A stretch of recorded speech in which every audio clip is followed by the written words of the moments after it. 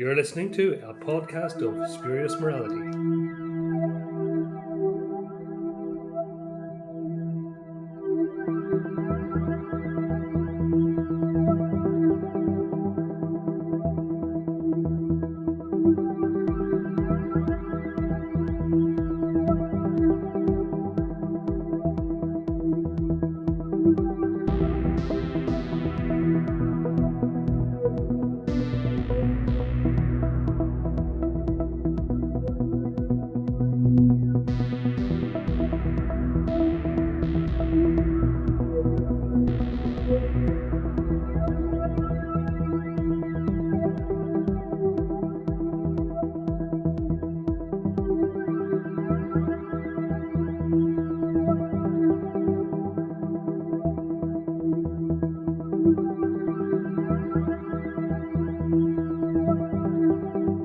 Hello, and welcome back to the second in our short series looking back at the second RTD era of Doctor Who.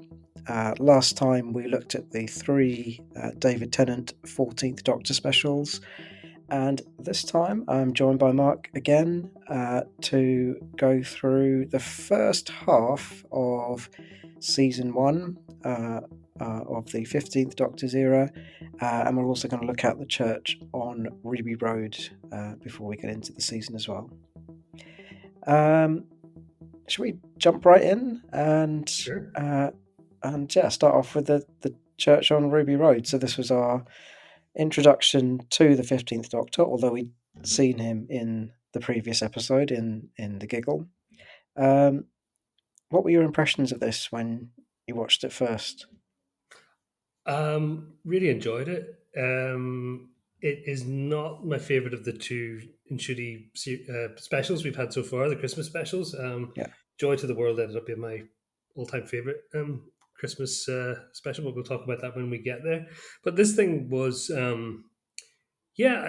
just I find it very moving. I thought it was a great showcase for, because although as much as Nshudi got a significant part in and really shone in his sort of final, what does he appear in there, the final 15 minutes of the last Tenant special there. This was really him, I guess, just appearing without ceremony. There he is, Ruby first sees him at the club dancing and everything, and it's very much just the Doctor back to, he's post therapy, but any viewer starting there wouldn't know that. They just see this freewheeling guy. He takes things as he finds them. He's a pure soul. He's an adventurer, and he's kind. And all these qualities come pouring out of him through the whole thing. I think I think as a showcase for Nshidi as the new lead, I think it served him very well. I think the bond with Ruby is there straight away. You see how well they work together as a team. Like, there's great chemistry there, in my opinion. Um, the the storyline with the goblins and so on, um, it's fun, and it's it's also an excuse to do sort of really just crazy stuff, including song and dance in the middle of it. But the real emotional heart of the thing for me lies in, a lot of the time, just um, it's amazing how much of it takes place within the stillness of that flat, actually, at times. And but there, it just allows the thing to breathe. I love it when a Doctor Who episode, a regular episode or a special, just is allowed time to really breathe and let those emotional beats play out. And there's moments in that where the Doctor is talking about his recent discovery of having been adopted and being able to relate to these adopted kids. And um, when history is set on the wrong track because of the Goblin's interference, we get the first of many, tears from Nshudi. And I know some people sort of have rolled their eyes at how much he cries. It's sort of in every episode, really. But I think what that is he processes, because he is the post therapy Doctor. He's learned to have healthy, in real time processing of things that hit him you know, hit him hard, or that have real significance to him. So yeah, and it obviously introduces quite a few significant elements going forward. We've got Mrs. Flood, we've got Cherry, and I'm so sorry, her name's gone out of my head. Ruby's adoptive mother, and yeah, so that whole setup's there. There's a bit of mystery being seeded in. There's proper Christmassy vibes at the end. We get the total campery of a Christmas tree nearly falling on Davina McCall. Viewers in America probably shrugging at that one. I don't know, but it doesn't matter. By the time we get there, hopefully they've had enough fun with the thing not to be too confused, and they can understand it's a celebrity known over here. Yeah, no, it left a good impression on me, and a great start for the Doctor and Ruby. Yeah, and like you picked up on one of the bits I thought was interesting, which like we talked about with Wild Blue Yonder, the way that RTD is picking up the timeless child thing and actually building on it and like making it really rooted in like like real relatable emotional situations like adoption. Um, and that's really interesting because I think that's where Chris Chibnall's interest in it might have come from originally, but it almost gets expressed. If I'm, I don't know if I'm misremembering or if I remember him talking about his own personal experiences in interviews, but it feels like it's only in this era that it's actually made explicit that connection, um, or is brought to the fore a bit more.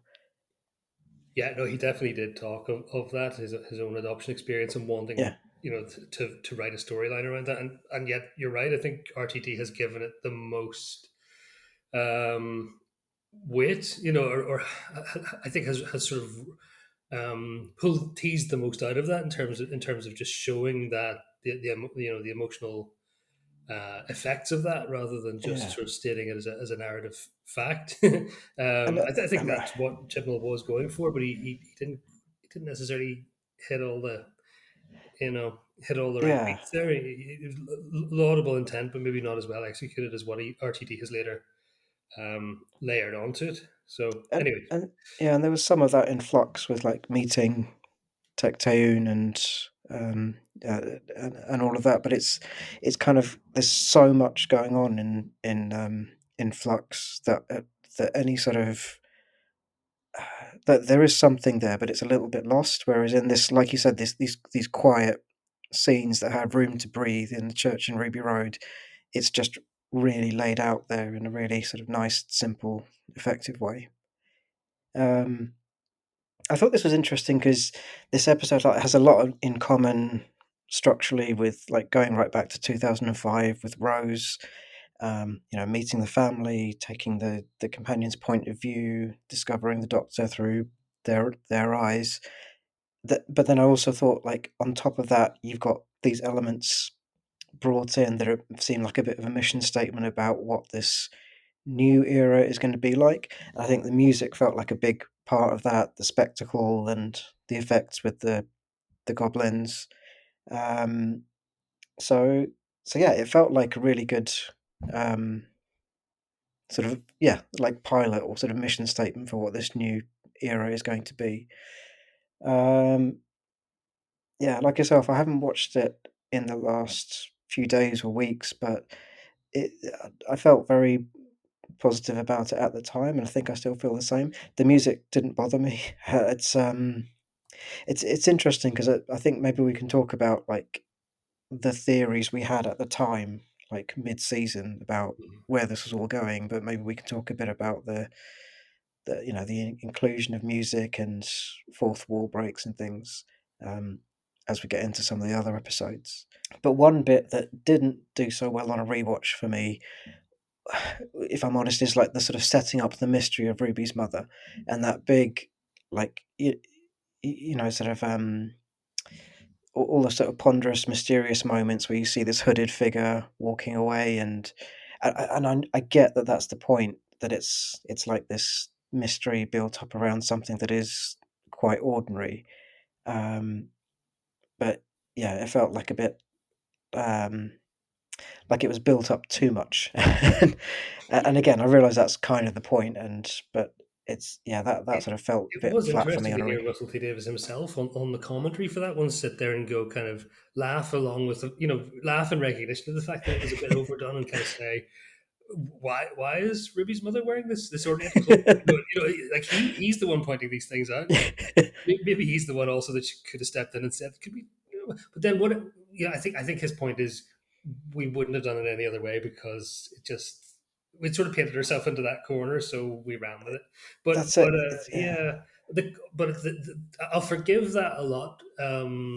Just in terms of the atmosphere that it creates, because all that stuff, the Carol of the Bells, and Mm, the snow, and it's so beautifully visually and orally done. That I guess those slight illogicalities of presentation, there's a sort of I don't know, you can meet it halfway on that one, but I do know what you mean. It's a bit, yeah, it doesn't particularly stand up to robust yeah. analysis as far as why somebody would look that way in whatever year, whatever recent year that was supposed to be. Yeah.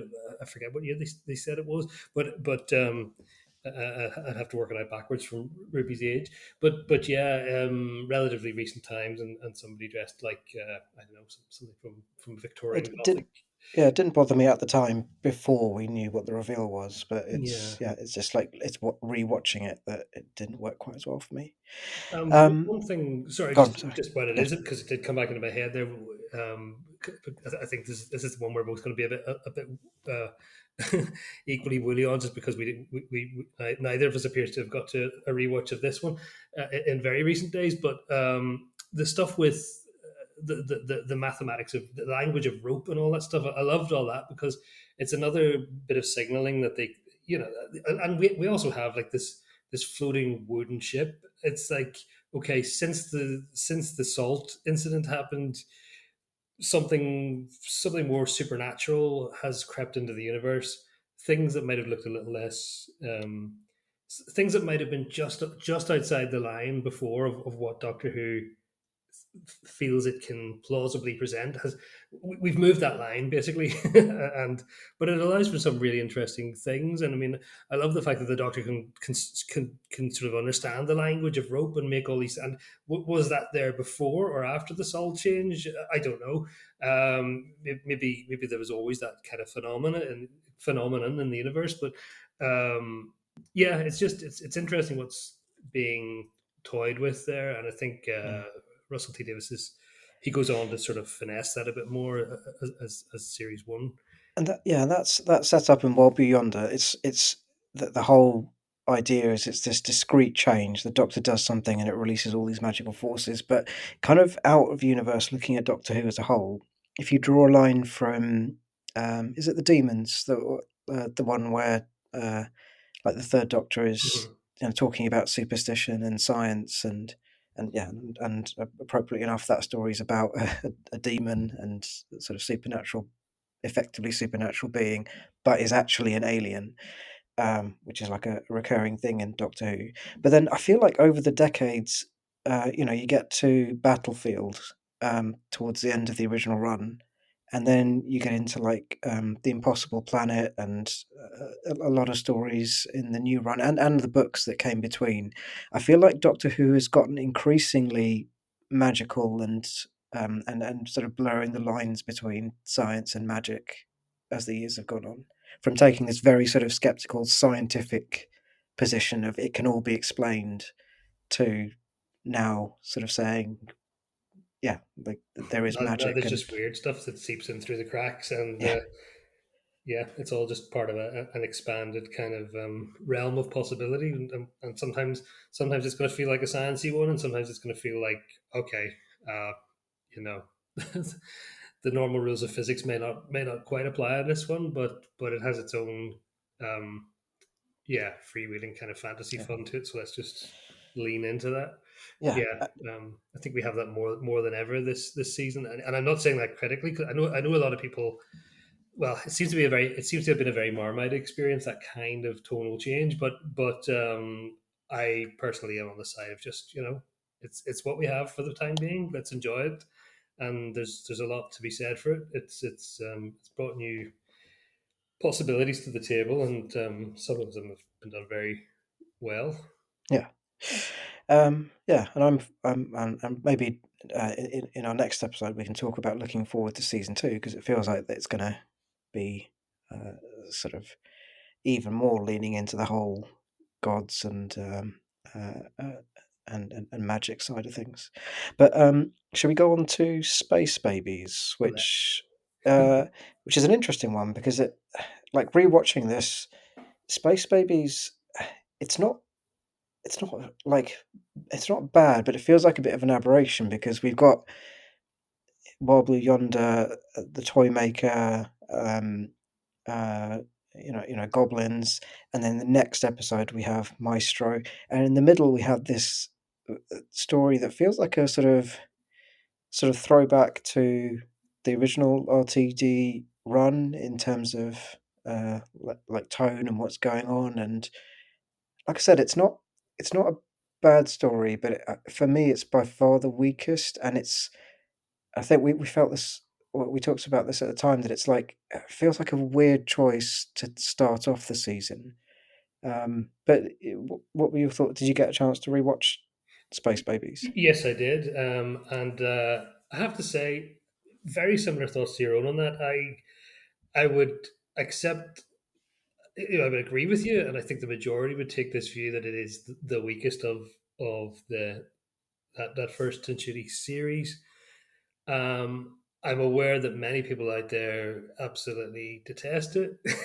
I am not one of those people. I actually find it, it's fun. It's in places. Do you know what the only real problem I have with it is, it's a little bit try hard. Like it's got that energy where you're being slight. It's sometimes lots of pace and energy works, and other time it just feels like, okay, stay with us, stay with us. This is going to be an exciting show. Lots is going to be Mm, happening. It's going to be crazy. It's going to be wacky. The doctor's going to say things in a really quick fire way for you, and I don't know. It feels a bit like that, and um, I don't know.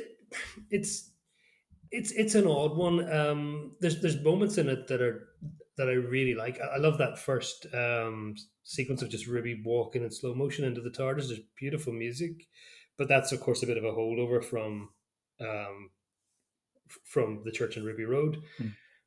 Uh, I know one of the things that gets criticized quite heavily is that the Doctor is like, there's literally a scene where a series of questions and answers is more or less dealt with in short succession. The Doctor says, "Oh well, let me tell you about myself. I'm a Time Lord," and da, da, da. And now some people, I've heard quite a few people say that they find that really clunky. I personally don't, and I think some considerable thought and care has gone into just saying, "No, that's what First of all, it is helpful for new viewers, but it's not.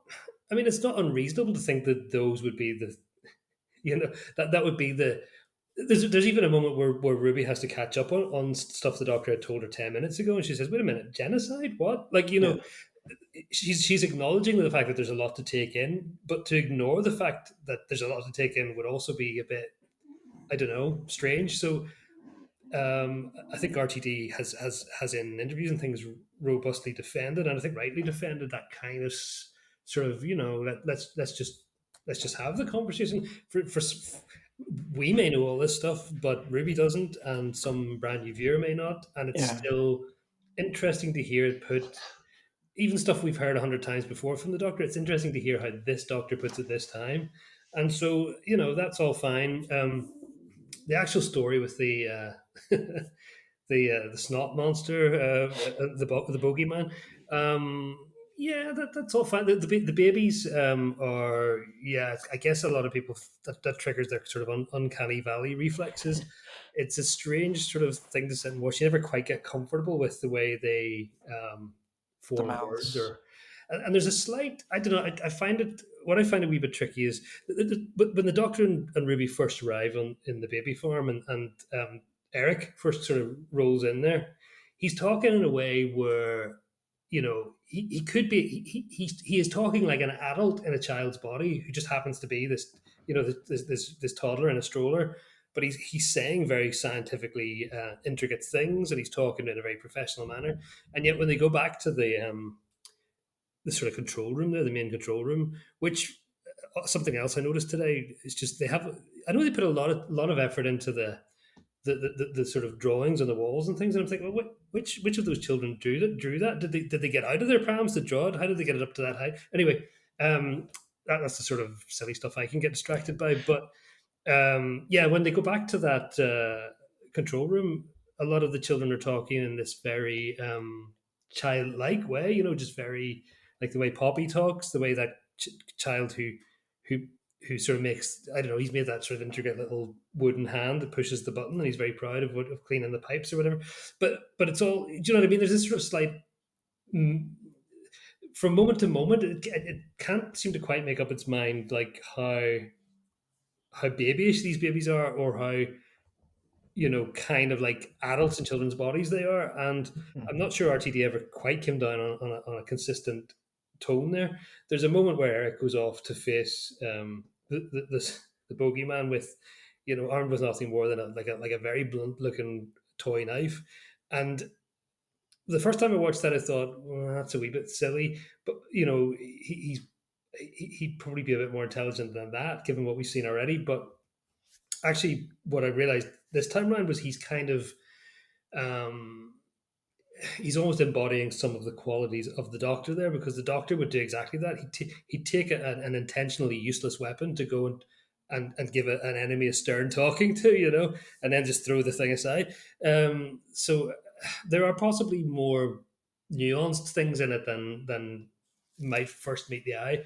There's some very like, you know, uh, if people who hated the burping wheelie bin must absolutely detest the I don't know how to put it, the spaceship's propulsion method at the end there, with the, yeah, and anyway, but that yeah, I can roll my eyes a wee bit at that, but also understand, like, it's just the fun and frothy one against which you foreground some introductory stuff. Those key character beats where the Doctor sort of gives Ruby the key, and she agrees to travel with him, and she demonstrates that she understands the stakes but wants to go anyway, and it's an act of self agency and all that. Yeah. So all So that stuff is done well. Those sort of moments between the Doctor and Ruby, and it's very much, it's very much Russell T Davies doing that thing he's traditionally done at the start of a season, which is,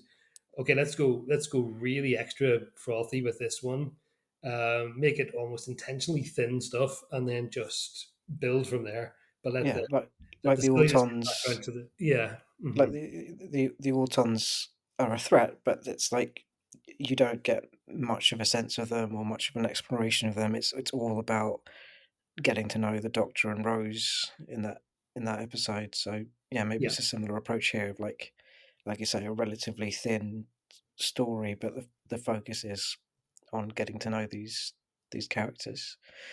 Um, should we go on to our second episode, which is second episode in the season, The Devil's Chord, Yeah. uh, which has a lot more going on. And I know you've got an interest in music, so I don't know if that, like, there was stuff that you picked up on in this one in particular, but yeah, what were your thoughts on The Devil's Chord? I think it's the one that definitely feels most Disney, of the out of the whole season. There are other episodes where you go, yeah, I can see what the new budget has done for the show, but it doesn't feel intrinsically Disney-ish. But this one somehow did. I think something about the visual language of those physical notes floating in the air and being swizzled around the Maestro, and Maestro's own demeanor and stylings and everything. That could be somebody ripped straight from a Disney Disney villain. cartoon. Yeah. Um, it's a very impressive piece of work. I like it. I love the way it plays with music, and that business of going into the title sequence with the and all that, and then just gradually fading in the music, because here we are into this realm of how would you describe it? Reality has been um, turned upside down, there is here we now really begin the era of the uh, overt fourth wall break. It bookends the thing. We get it there, and we get it with the Doctor at the end going into a song and dance number, and even sort of giving a wink to the camera and talking about non diegetic music at one stage. Incidentally, there was a thing there, just speaking of the sort of musical side of it. It was actually my girlfriend pointed this out to me, so I'm not going to take the credit for this. What she knows a lot more about music than I do, but she'd mentioned that 357, the room that Nanny was in the first. I think she said that 357 is some sort of triad, like an upper structure triad or something like that in music. So if you take the bass Oh, note as being one, then your 357 gives you this sort of atonal um, chord, which sort of I guess nearly is its own um, little mini harbinger of of what's to come. Oh, one other thing, by the way. Sorry, not to keep going back to the earlier ones, but there's a moment in there's a moment in Space Babies where the Doctor picks up a spoon and he goes, "That's a great word, spoon." And then in this one, a spoon features again. And then what do we have in the finale? A key moment with a spoon. So I think there are subtle little things. But I'll tell you, one oddity that I remember sort of absolutely obsessing me at the time was like, is that a deliberate thing about, okay, this appears to be Ruby's first trip back to the past? It's not necessarily, but it's strongly signaled that it is. And yet here she is saying that it's June in her timeline, June 2024. yeah, So there's a it's bit of 6 months. confusion about like how Yeah, much time has passed, because the line is very quick, like almost like it was added in later or something. But it's it's like it, very peculiar because obviously 6 months, 6 months not to have seen not well. Maybe I was reading too much into it and assuming this was her first trip to the past, but it sort of felt like that. And then we get her first alien planet the following week, and you're thinking, well, that's even further on for her. So it's like minimum six to 7 months she's seen her first alien planet. What have they been doing all this time? And that began to make me. Well, I know we're going to talk at the end about theories we had at the time, so I'm not leaning too heavily into that stuff right now. But it did get my mind ticking over on a few things. Um, oh, there's so much stuff in this. I love the fact we've got. I'll tell you what. Actually, there was a clever thing in this. There's obviously the whole business about the bad music having having entirely replaced the good, mm, and the disastrous consequences this will lead to. Nuclear war eventually because people don't have that outlet for their emotions. But there's a really clever moment. I don't know if it's been mentioned elsewhere, and maybe it wasn't intentional, but it seemed to me that it was a clever thing. And I'm going to just bring in at this stage as a bit of an oblique but relevant reference. A big Finnish audio story called "The Perpetual Bond," in which which they managed to use a little bit of Beatles music sort of by not using the actual Beatles music. They used the opening, the little French anthem bit of "All You Need Is Love," and they managed to work that into the story in a really clever way. And they do something similar here, where they have when the Doctor's racing around trying to see if everybody's affected by this virus of terrible music. He goes in at one stage, and the orchestra is beginning to record. What appears to be three blind mice, but it's the same. It's these da, da, da, and that's also the same little. To me, that was a way of sneaking in the opening notes of "All You Need Is Love" because it's the same as Three Blind Mice, and I just thought, oh, that's clever. They've done that. They've got that in. They've got Beatles music in without paying them a penny, even though it's not. You know what I mean? It's it's were a the ref. notes, the notes at the end that they actually, at the climax, were Yeah. those anything? Were those Oh gosh, suggesting? I'm not sure. It would probably take a better expert on the Beatles than me. I must admit I'm not steeped in all that, but could well be. Could well be. I did begin to wonder. When the doctor's having that conversation with Paul, it's really well done when they have the two separate sort of interviews, as it were, with Ruby talking to John and the doctor talking to Paul, and he says, sometimes late at night, and it comes from deep within. I just have this little sequence of notes, and it goes, and I meant to go and play that in the piano and see if it if it sounded like anything, but I think that is ultimately just what they play, isn't it, in the corridor, after the sort of music battle and everything. But yeah, I mean, this one, eh, I know I'm going to kick myself after this for not having said like a ton more things, because it's packed with stuff. I think it's incredible. I think they really sell very, very well that moment where the doctor. It's rare to see the doctor absolutely like petrified, but you get it in this. You get it at the moment where he realizes that with each of these guys from the Pantheon, he's going to have, as he puts it, one trick once, and he is thinking on his feet more than he's ever had to in his life. And when he's used up his one trick, he has no idea what he's going to do next. And that to me feels incredibly tense. And that feels like we really are getting into realms where the doctor's not quite been before. I mean, he feels out of his depth. Um, and and then Shooty plays that brilliantly. Like that moment where he's down in the cellar holding the sonic aloft and doing his one trick once, and that whole sequence with the complete deafening of the world.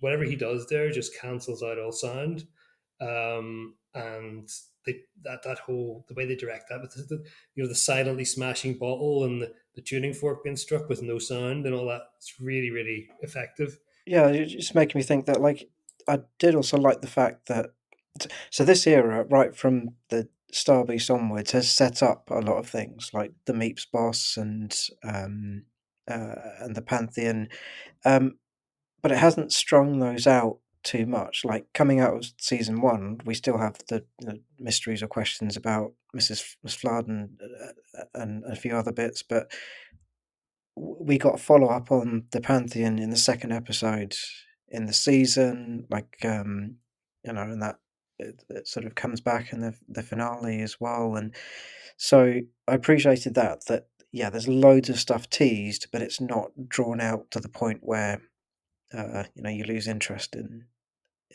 these things. The Beatles themselves.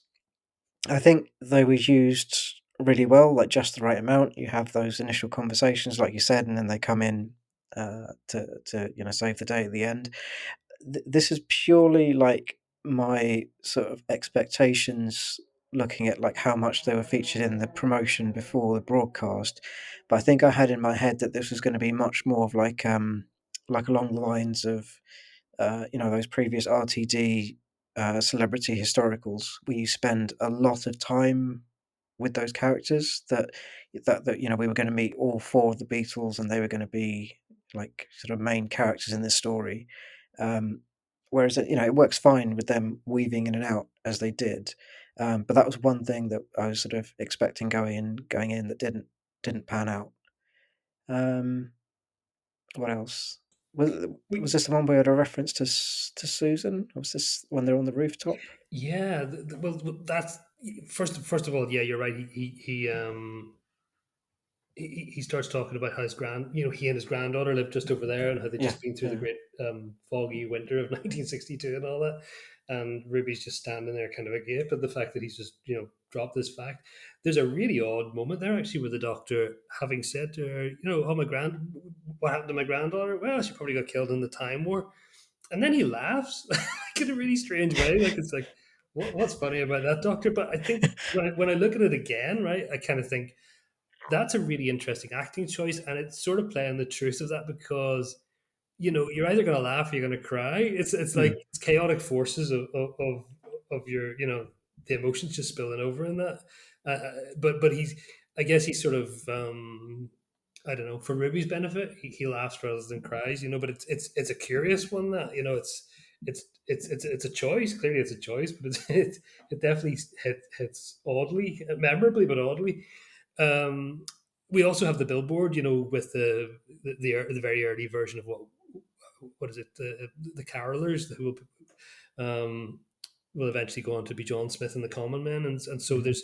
there seem to be further little, I guess, what will ultimately turn out to be red herrings, or are they? As far as Susan is concerned, certainly there were red herrings this season, um, and I'll just mention, because I know we need to move on in a moment, but like, in terms of the fourth wall stuff, it's not just what they do with um, the music and sort of those references to non-diegetic and those things. We also have.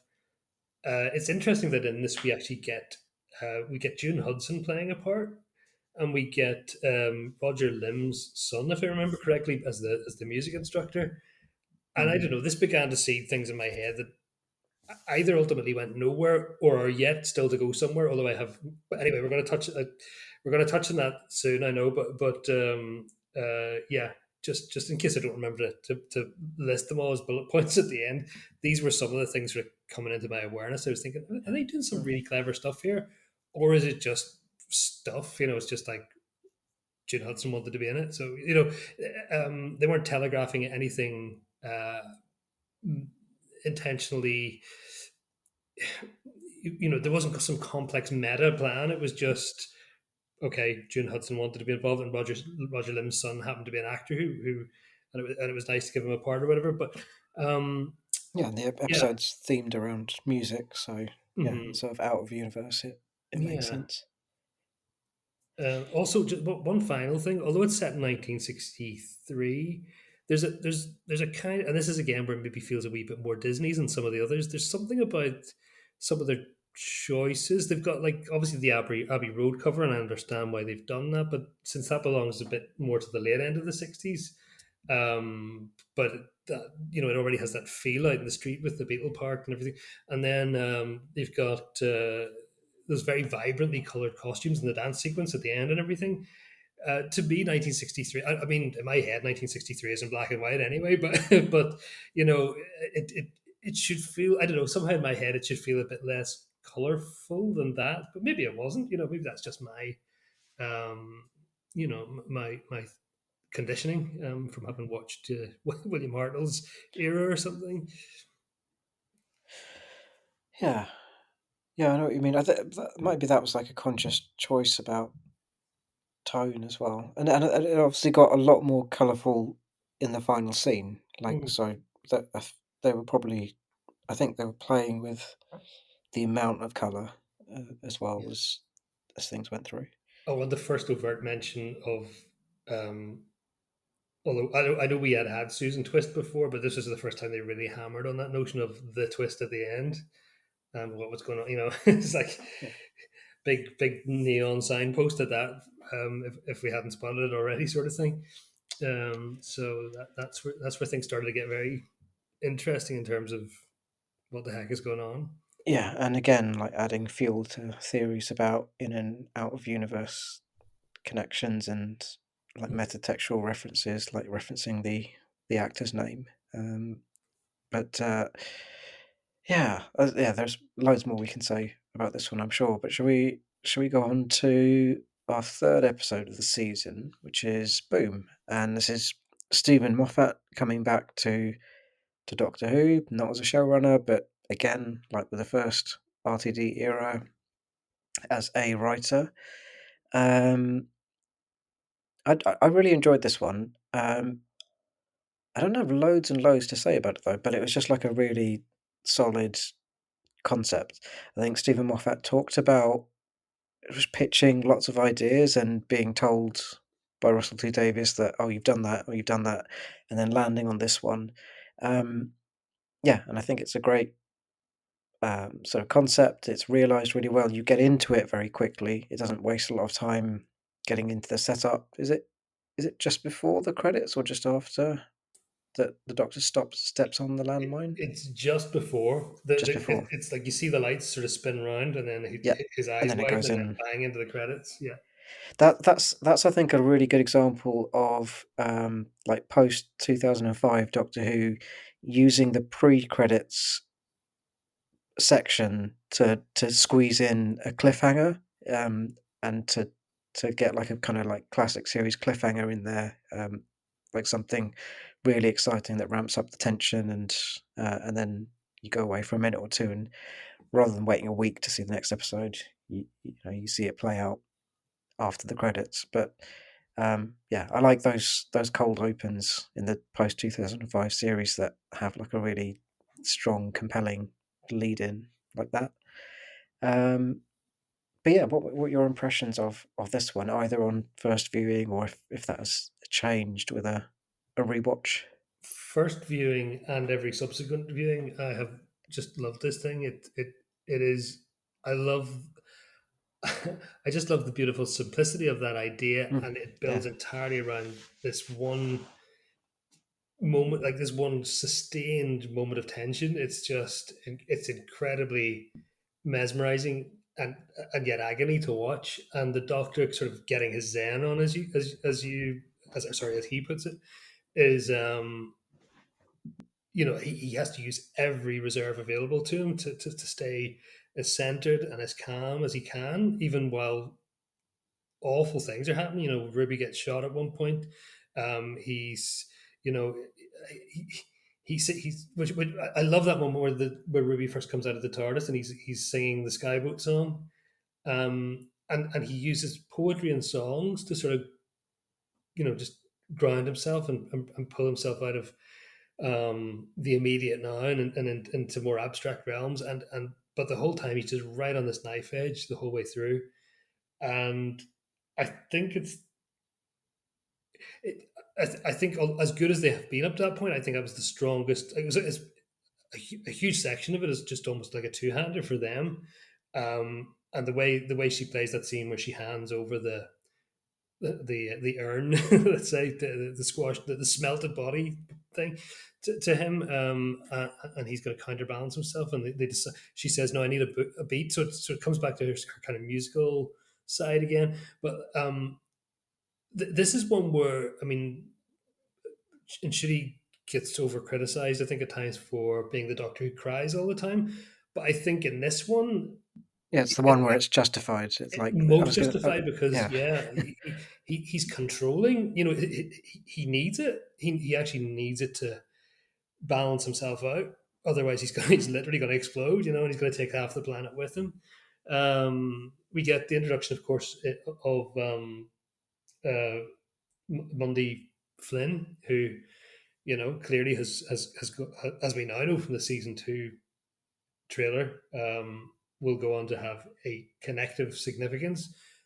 How loose or intricate that connection is, we don't yet know, but there's an overtly signaled connection, and that's very interesting. And she comes in and plays that part very, very well. So you can see absolutely why they looked at her and went, can she can she be given something else? Can we have her more full time? And yeah, I just think the that is such a it's such a it sounds a really obvious thing to say, but such a Moffat-y script. You kind of go, yeah, he has this down to fine art.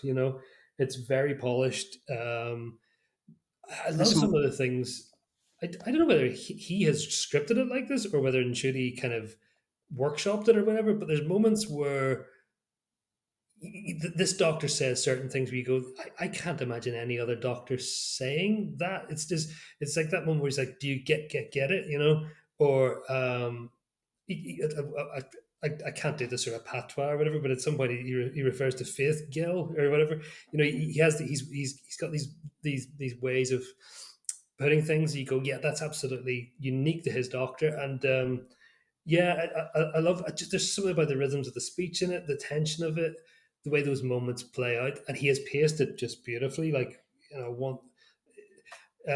one thing layers on top of another, and then it hits a total crisis point. And of course, the old tablecloth trick at the end.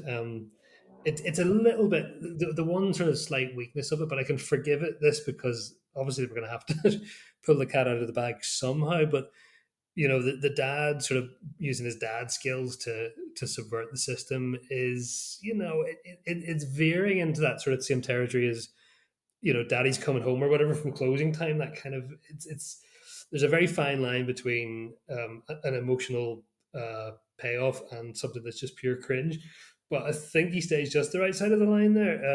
And the sort of kiss kiss payoff and all that is I think like there's I think what makes that work for me is that like a lot of this episode is quite brutal and grim, so it's kind of balancing things out to have a little bit of sort of sweet saccharine resolution because yeah, like there's some awful stuff that happens to people like leading up to that. yeah. There's a beautiful thing at the end. Where the doctor says snow isn't snow until it falls, and I just love the poetry of that. It sort of slightly echoes, um, Paul Cornell's thing about two snowflakes were the same, long ago in an English spring from the end of the Human Nature, the book version of Human Nature. Um, I don't know whether Moffat has absorbed some of these little influences and then subconsciously or even consciously put them in, but yeah, and then he quotes Philip Larkin at the end as well. So that's nice. There's lots of lovely and at one stage the doctor's reciting this poem, which is clearly to do with his own experiences. The stealing of the moon and the president's wife and all that stuff. And yeah, there's just some really just interesting stuff thrown in there while he's doing this whole stream of consciousness to stay grounded. He's using everything he's got in his personal mental armory there, and it's fascinating to watch, and I think. Yeah, it works incredibly well. The other thing I mustn't forget to mention is this was Doctor Who's first use, wasn't it? Of what do you call that piece of kit? The big wall.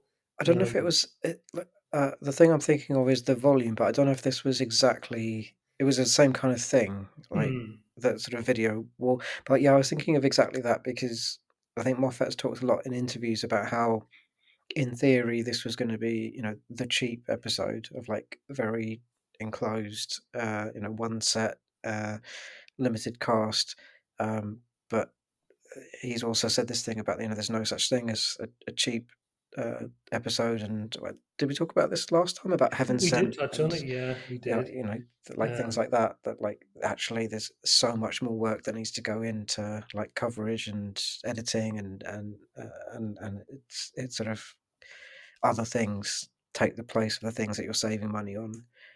But yes, this was, and it comes back in the finale and other places, but they that whole battlefield landscape was created on those screens.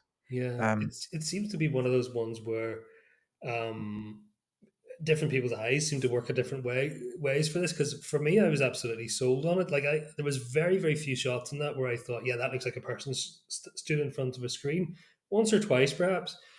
But I mean, like if we can sit as fans as we do and watch, I don't know, like Planet of Giants, well, Underworld is yeah, yeah, the big a giant photographic blow up of yeah, exactly. That we can watch all these things, and then you see that, and it's streets ahead, and you go, God, well, I can forgive it the odd moment of two dimensionality, and then there's whole other sequences though, where stuff that must be happening just on a flat wall looks absolutely like it's in three dimensions. There's a sort of a phalanx of things that comes across the sky and does the cleaning up of the battlefield and so on, and it looks for all the world like it's just yeah. That I noticed that watching it, rewatching yeah. it. That that shot looked really good, and I think it's I think that they did a lot of this with the the Meep and the Wrath Warriors in the previous specials, like doing as much as they can practically. So yes, they might be using this big screen, but they're still dressing and building enough of the set in the foreground with real stuff to sell it for me anyway. Like it didn't take me out of it at all. One thing I really like about this is the Doctor's musings on faith towards the end, because he sounds quite almost bitter and cynical about it. He Yeah, at one stage in his most stressed out moment describes faith as this sort of excuse for not having to actually think about things. But then at the end he admits that as much as he doesn't like faith, he needs it. So there's a beautiful balance to that. And he's a man of willful contradiction, the Doctor anyway. So I just kind of love the way that was done and the exact language used around it, and it's very respectful yeah. of I thought I believers liked that. and non-believers alike, I guess, in that respect. I think Moffat, is quite deft and thoughtful in the way he approaches that kind of topic. Um, yeah. Oh, and one final thing, you know, you mentioned obviously this was Moffat's pitch. Like, what if the Doctor does that thing he did in Genesis of the Daleks, but we just turn that into 50 minutes? Well, this was another thing that got my brain working around the whole. Hmm. Are they are they deliberately? You know, is this the show dropping yet another meta thing in? But anyway, I'll try and tie that all Yeah. up in a bow at the end of it when we get to our Yeah. what was your theory conversation here.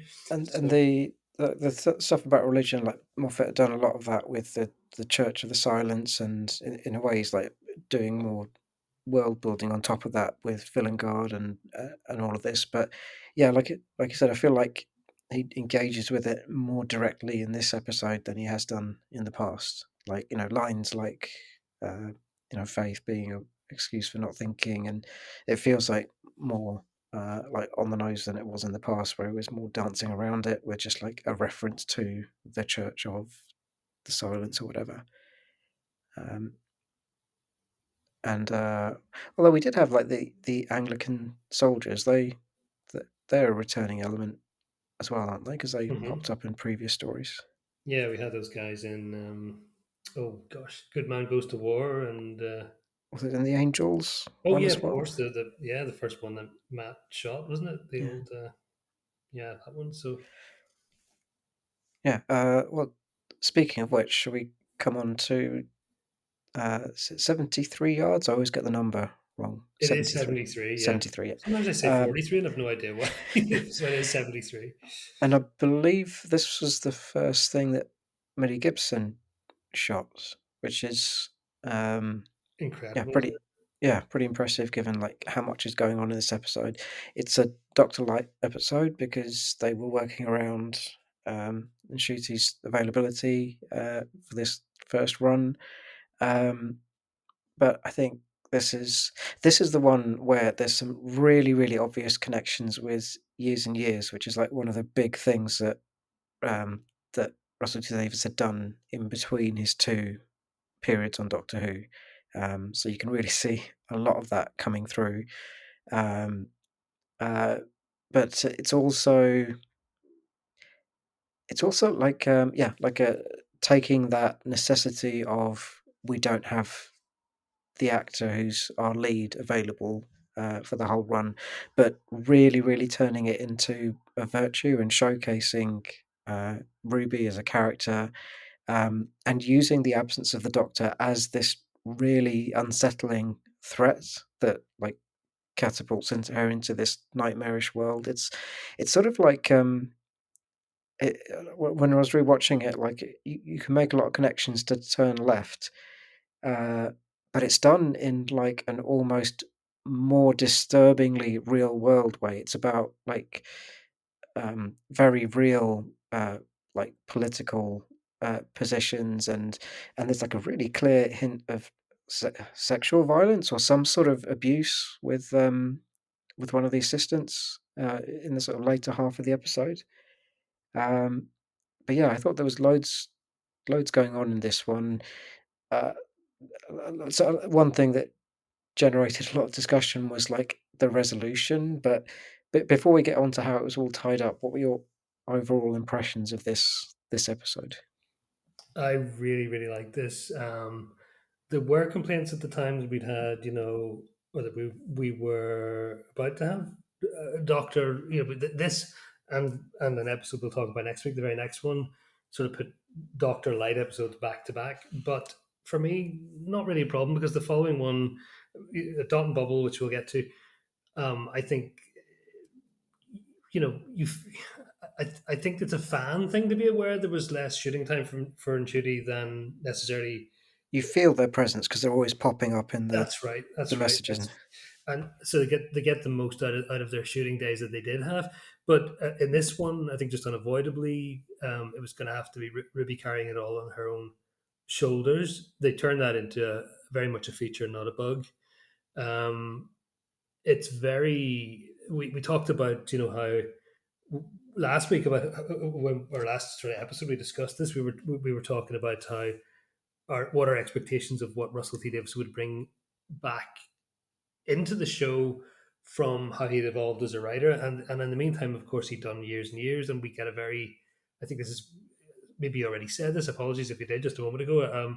But I think it's the most years and years influence feeling Yeah. episode of the season.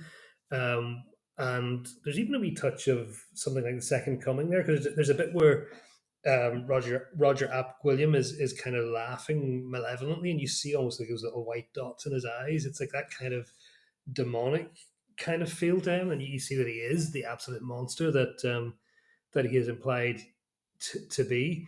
Um, there is something deeply unsettling about it, and yet it's kind of there's a warmth to it as well. It's Ruby's story. The bit I particularly love is that montage you get in the middle where they've chosen an old Libby Sifri song, and they just play out her sort of coming to terms with um, being haunted by this phenomenon, and almost in the end making peace with it, or it becomes an old friend, and then she realizes, it's at some point she has this revelation of what it all means, and she goes, come on, we have work to do, and she's talking to the apparition, and But she looks back at the camera at that point, so that's like another. I noticed. I only really noticed that this time, how she looks right at the camera in that moment of "we've got work yeah, to do," and that's again, right, that's like a bit of a fourth wall yeah. moment. um I know it is a slight, it's one of those things we're slightly inclined to roll our eyes at, where we say, okay, how many years is Ruby supposed to have aged by now, and does I guess there's only two ways you can really do that. You either add prosthetics to somebody, which is never an entirely successful Mm. venture, or you do what they did here, sort of style her hair differently, Give her stick some a big pair of glasses glasses. on her. But on the other hand, it is the future. So, like, you see, when she's looking outside her window there with a glass of wine, toasting her sort of frenemy there. Um, there are little nice touches, like holograms, like Blade Runner type of holograms going on in the sky off in the background, and you think, well, you know, maybe the average 40-year-old does look like a 20-year-old by that point because It's of just like, yeah, technological advances. subtle Um, things. so there's things like that. But yeah, I mean, I didn't get too distracted by stuff like that because I think the story itself is so compelling.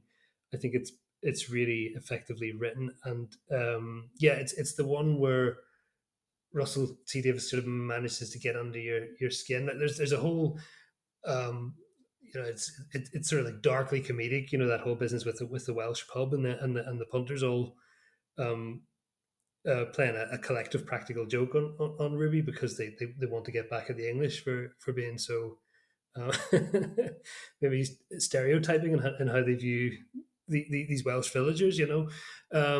So that stuff's kind of scary and fun at the same time. But yeah, I just love the feel of it. I love that moment. There's something about the exterior shots having been filmed in December, as I believe it was, and just what that adds in terms of the quality of the light and the snow gently coming down. And I don't know if that on that occasion was real snow or ruby snow, but we have it nonetheless.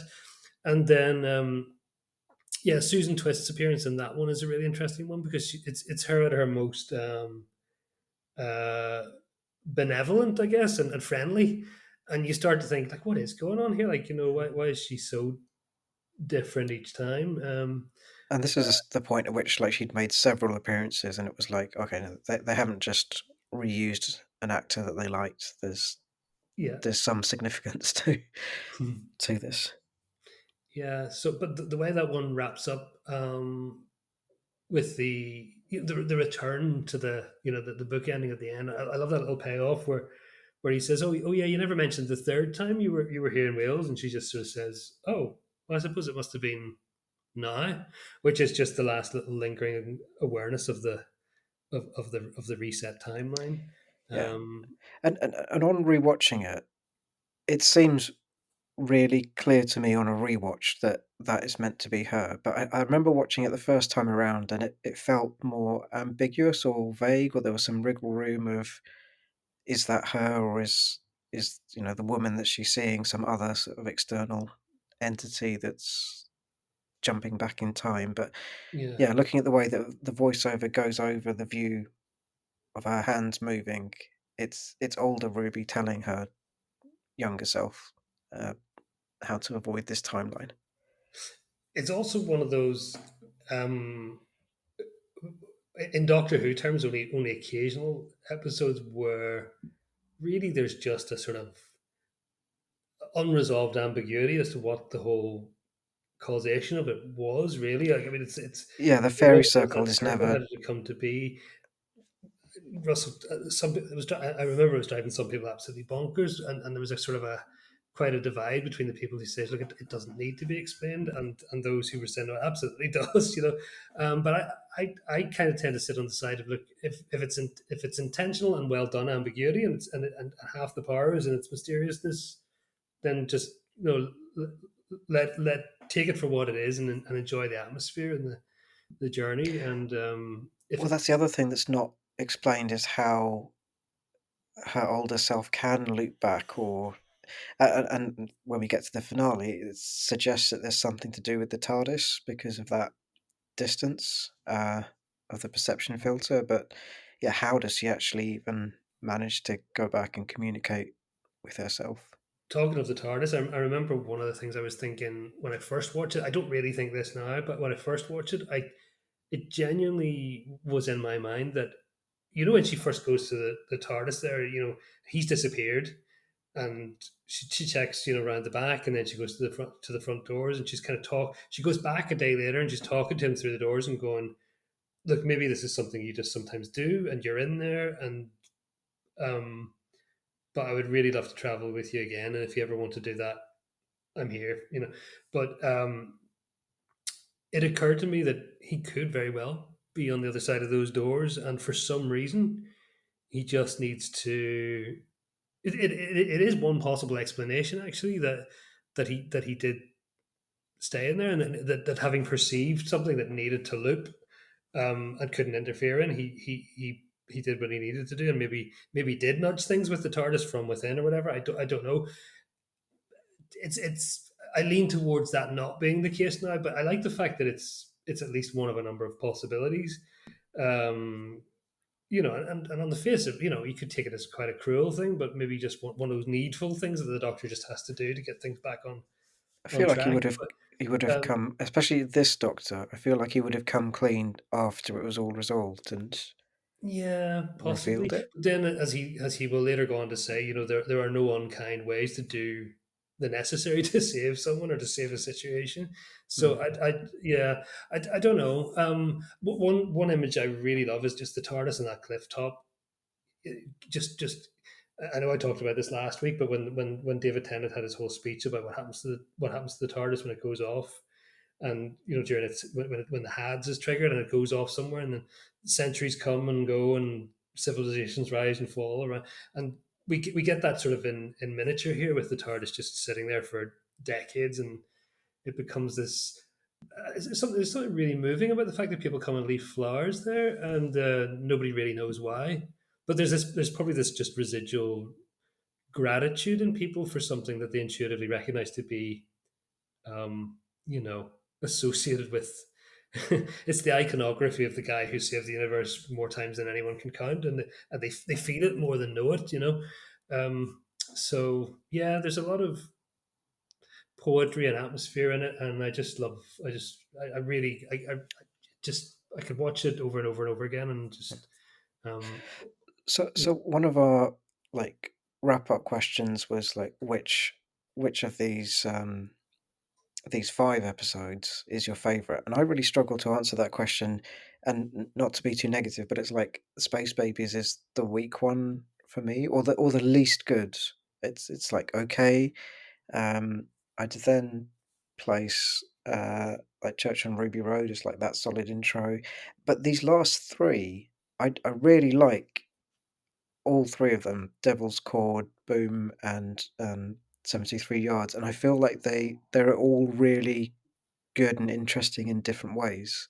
Um, so I really struggle to rank those last three. But do you have a favorite that jumps out of the I would five? say it's similar to yourself. I would say Space Babies. Yeah, I couldn't argue with you that that's the weakest. As much as I seem to enjoy it more than some other people, and clearly you do as well. And then I would put Church next, and then the Devil's Chord would be like a strong 8 out of 10 for me. Yeah. But those two, Boom and 73 Yards, sit like shoulder to shoulder as just like certainly out of the first half of this season, um, the strongest ones. Like they're 9 or 10 out of 10 for me. Those Okay. that just they just hold up to repeated viewing time and time again, and I, I'm just in for the ride every time. I'm just mesmerized. yeah, and and given okay, so we're both a bit mixed on Space Babies, but maybe see like some value in it, like more than others might. But one other question we had is like if there was a someone new to Doctor Who or who hadn't watched it in ages, where would you tell them to start with this new era? Would it be the Star Beast or Church on Ruby Road, or would it be Space Babies? I think I'd go with Church. I think I'd have to go with Church and Ruby Road on that one. I just think it's the cleanest kind of break. And Space Babies is. I'm not saying it's too weak an episode to start with, but I wouldn't want.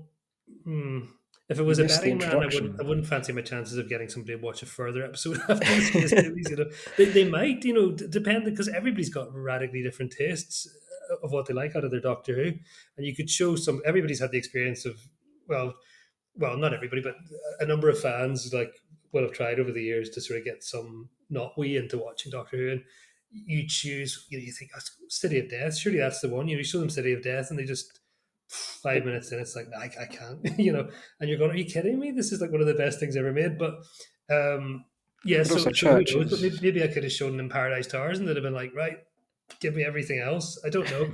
It's a strange alchemy, that whole business. But yes, church to me feels like the one where you go, right, you're not being presented with it as it were a choice of doctors, because somebody watching the tenant ones and then sort of seeing and should he come in, it's like they were just getting, maybe they were just warming up to tenant, somebody new, and then they're given this whole other doctor, and they're like, oh, but I want to know more about this Yeah. other guy, and I know he's got older episodes, so maybe they're I kind of think told back I towards think I that instead of forwards towards and shitty. Whereas with Church and Ruby Road, it's like you're giving him like fresh out of the box and kind of firing on all cylinders and showing a lot of range. Yeah, I And think I agree that yeah, church is like the most solid introduction. The only wrinkle is that there are all these little bits that are set up in those tenant specials, and one of the big ones is the weakening of the walls of reality with salt, and it's not essential, but mm, maybe the ideal order is like non-linear, is to start with Church on Ruby Road and go forward through that first season, and then if you're really enjoying it and waiting for the next season, go back and like almost as a prequel, fill in yeah. those Tenant specials, and then go back to the classic series if you want. But yeah, Church on Ruby Road is that sort of it's not overly laden with the history of the show, unlike when we got onto the finale, which is sort of the opposite. Um, And but because the salt, because a new fan starting there, and I mean a completely new fan starting there, has no awareness that Doctor Who has tended not to lean quite so far into the supernatural before, it's not a problem for it them doesn't to be seem set out the of universe place. presented to them as this, Yeah, and then they can discover if they dip back in that it used to be a bit more, that it's a bit, different. yeah. So one last question before we wrap up, and it's that one that we've been sort of skirting around, is so when we were watching this first time round, we were halfway through the season. We'd had these new little new choices about inclusion of music and playing around with lines about it being non-diegetic and people looking to camera, and what, what were the theories that were sort of in the air about where this was all going? I know that my own personal theory, which I think, substantially came just from my own madness, but I think I picked up bits and pieces from discussions on Gallifrey Brace and so on as well, and assimilated bits of that in a magpie fashion into this great unified theory. And basically, what I was thinking was that that the show was trying to build up was seeding in the whole way along this notion that was going to resolve in a blindsiding to the casual viewer anyway, revelation that Doctor Who actually is a TV program, and the Doctor doesn't know that he's been in this TV program, which of course would not ultimately turn out to be the case, but that's what he would be set up at the end of season to believe. And I even had this vision that like Stephen Powell was going to walk in and sort of. And you'd pull back and there'd be cameras sitting there, and it's just mad stuff like that. Like I mean, you'd be literally in Bad Wolf Studios. it's not unprecedented. There's like Deep Space Nine and Buffy, and I'm sure loads of other shows have done that. Maybe not as a series long arc, but like a lot of these sci-fi shows have had that one episode that sort of plays with the idea of, what if this is all in Hmm. our lead character's head, or what if this is a show that they've written and it's sort of become their imagined reality, and so yeah, it's not completely out there. I'll tell you where Um, the real kind of I know Russell T. This is where it particularly took hold of my head as a very plausible possibility, and it's my own fault that it ran. The theory absolutely ran away with me, and I got a bit too fixated and turned every non-relevant detail into something of significance. I could start listing them all, but it would take all night. But there's I know Russell T Davis is a big fan of, or at least a big advocate of Big Finish, and I know he's listened to a lot of Big Finish, and it wouldn't necessarily be just Doctor Who stuff. And there's a story, it's a Sapphire and Steel story called The Mystery of the Missing Hour. And I wondered, had he heard that, or had he taken that kind of idea? Well, I guess this is a spoiler for anyone who hasn't heard that, but then the chances of anybody who's listening to this wanting to hear it is probably relatively slim, or being able to get hold of it at this point. But it's a story in which the twist is revealed to be that the people in this audio drama are actually they're trapped in a recording studio acting out these parts, and they don't even know it. So they've become their sort of fictional counterparts, but they're also doing things like they begin to realize as they gain awareness of the fact that, for instance, um, actors are doubling up and things like that, and then no two people can talk at this. Two particular characters can't talk at the same time because it's the same actor, and so and all this sort of starts to break down their conditioning, so they begin to realize where they are and what's been going on. And so I tried to look for the sort of television equivalents in this season because I thought they were starting to see that with the non-diegetic yeah, line could be an non-diegetic was example one of that. example. I mean, just to use a totally random one, at the end of Boom, there's a moment where the Doctor is standing at the TARDIS door talking about you know snow isn't snow until it falls and so on, and he's rummaging around in his pockets, looking distracted, and he's clearly looking for the key, the TARDIS key, and but he looks sort of distracted by a thought, like something's not quite adding up for him, and then Ruby just hands him the TARDIS key from her pocket to him, and he goes and unlocks the door. And in that moment, completely incorrectly as it turns out, I was going, that's the one that sells it for me. I think I'm onto this really onto something with this theory, because what they've done there is they've very very cleverly given you a moment where a prop that's shared, a single prop that's shared between two actors is shown literally being handed handed across on camera, and against a sort of you could argue and slightly intentionally fakey looking background with the volume or whatever you want to call that thing. I think it was still really well done. But if you're the sort of person who thought it maybe looked a bit set, like you could say this is TV telegraphing itself as TV. Now, obviously, the way the series ultimately went, I was initially very disappointed because none of this theory got blown out of the water completely down the line. But or it's still to play out in a later season, but I don't think that that's where we're going anymore. Yeah, and I think let's definitely come back to that in our next episode, because yes, it was blown out of the water by the end of season one, but if you mhm, look at the season two trailer, there's there's like fresh stuff that you could use as fuel uh, to like think about mhm. the walls of reality being No, being I've played learned my with. lesson. I'm not going. It's just going to turn out to be that the Candyman's coming back or something. No, I'm thinking in particular of that the cartoon character that's featured in the new trailer in season two, and Mm, like there's something literally there about like a fictional character jumping out of a screen. But yeah, we'll see. We'll mm. see soon. At the time of recording, just a few weeks off Yeah. from the new series. Okay, all right. Well, we'll leave it there. We've got the second half of the series to jump into, and like I said, when we cover that second half and Joy to the World, which I think will be a nice, which was one that you were really positive on, and I liked a lot as well, and Mhm. that'll be a nice one to end on. And then we'll I'll make talk a sure I little do bit about all my homework this time instead of having to bluff it with one of them. Yeah, and then we'll do a little bit of speculation and looking forward to season two as well, and thoughts, and then yeah, let's see whether our predictions for season two pan out or not over the next couple of months. But yeah, so thanks very much for joining me again for this look back at the middle part of RTD2 so far. Well, thank you. Uh, Enjoyed it. and yes, we will see you soon for part three.